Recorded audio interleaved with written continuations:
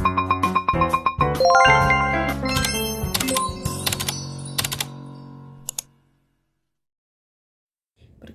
nama saya Anjelianti Osa, kelas A3 semester 2 dengan NIM 2214201070. Maksud dan tujuan saya membuat video ini adalah untuk memenuhi tugas ujian akhir semester saya.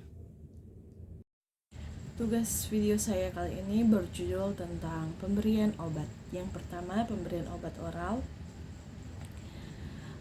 Per oral atau PO, cara pemberian obat yang paling umum dilakukan per oral adalah cara pemberian obat melalui mulut dengan tujuan mencegah, mengobati, mengurangi rasa sakit sesuai dengan efek terapi dari jenis obat.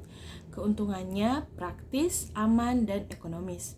Sedangkan kelemahan dari pemberian obat secara oral adalah efek yang timbul biasanya lambat, tidak efektif jika penggunaan sering, muntah-muntah, diare, tidak sadar, tidak kooperatif, kurang disukai jika rasanya pahit atau rasanya jadi tidak enak, iritasi pada saluran cerna.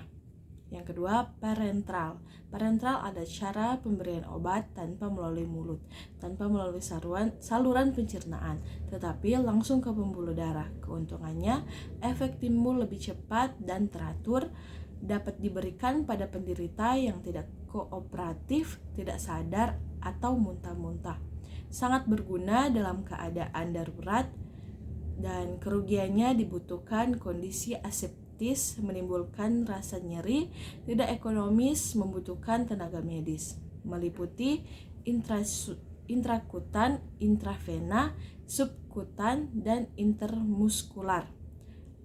A. Intrakustan. Prinsip memasukkan obat ke dalam jaringan kulit merupakan pemberian obat melalui jaringan intrakutan. Ini dilakukan di bawah dermis atau epidermis. Secara umum dilakukan pada daerah lengan tangan bagian ventral. Biasanya digunakan untuk mengetahui sensitivitas tubuh terhadap obat yang disuntikan agar menghindarkan pasien dari efek alergi obat.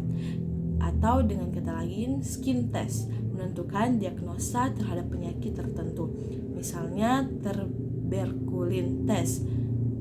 Yang B, subkutan adalah pemberian obat melalui suntikan ke area bawah kulit, yaitu pada jaringan kontif atau lemak di bawah dermis. C, intramuskuler, merupakan cara memasukkan obat ke dalam jaringan otot. Tujuan pemberian obat ini adalah absorpsi lebih cepat dibandingkan dengan subkutan. Lokasi penyuntikan dapat pada daerah paha dengan posisi berbaring, posisi tengkurap, atau lengan atas. Daerah ini digunakan dalam penyuntikan karena massa otot yang besar, jauh dari saraf. Pemberian obat secara intramuskular sangat dipengaruhi oleh kelarutan obat dalam air yang menentukan kecepatan dan kelengkapan absorpsi obat.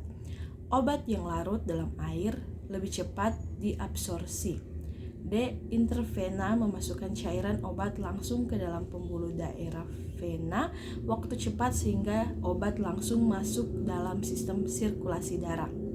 Tujuan memasukkan obat secara cepat mempercepat penyerapan obat. Lokasi yang digunakan untuk penyuntikan adalah lengan, tungkai, leher, kepala khusus anak-anak. Yang ketiga, topikal adalah obat yang cara pemberiannya bersifat lokal, misalnya tetes mata, salep, tetes telinga, dan lain-lain. Pemberian obat pada kulit merupakan cara pemberian obat pada kulit dengan mengoleskan dan bertujuan mempertahankan hidrasi, melindungi permukaan kulit, mengurangi iritasi kulit, atau mengatasi infeksi. Pemberian obat kulit dapat bermacam-macam seperti krim, lotion, aerosol, dan spray. Pemberian obat pada telinga.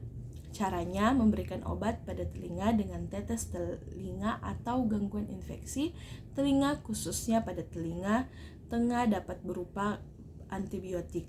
Kedua, pemberian obat pada hidung. Caranya pemberian obat pada hidung dengan tetes hidung yang dapat dilakukan pada seseorang dengan peradangan hidung atau rhinitis atau nasofaring. Ketiga, pemberian obat pada mata. Caranya memberikan obat pada mata dengan tetes mata atau salep mata. Obat tetes mata digunakan untuk persiapan pemeriksaan struktur internal mata. Demikian presentasi dari saya tentang pemberian obat disampaikan. Terima kasih.